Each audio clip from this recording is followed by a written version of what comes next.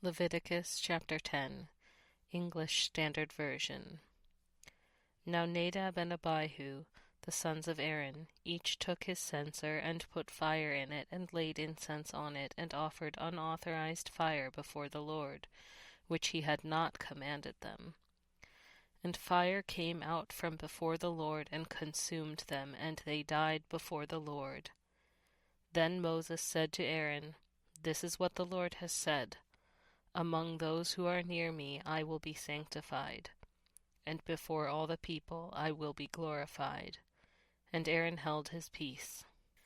And Moses called Mishael and Elzaphan, the sons of Uzziel, the uncle of Aaron, and said to them, "Come near, carry your brothers away from the front of the sanctuary and out of the camp." So they came near and carried them in their coats out of the camp, as Moses had said. And Moses said to Aaron and to Eleazar and Ithamar his sons, "Do not let the hair of your heads hang loose, and do not tear your clothes, lest you die, and wrath come upon all the congregation. But let your brothers, the whole house of Israel, bewail the burning that the Lord has kindled.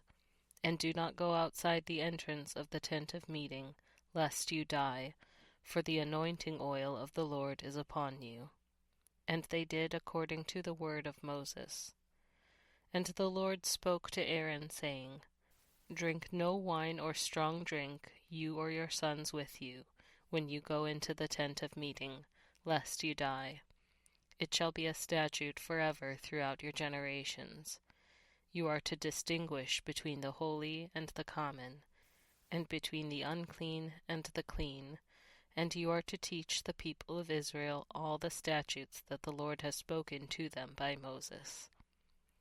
Moses spoke to Aaron and to Eleazar and to Ithamar his surviving sons.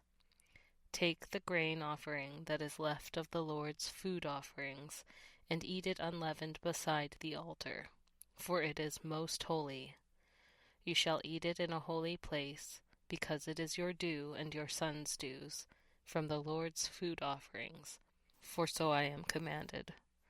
But the breast that is waved and the thigh that is contributed you shall eat in a clean place, you and your sons and your daughters with you, for they are given as your due, and your sons' due, from the sacrifices of the peace offerings of the people of Israel.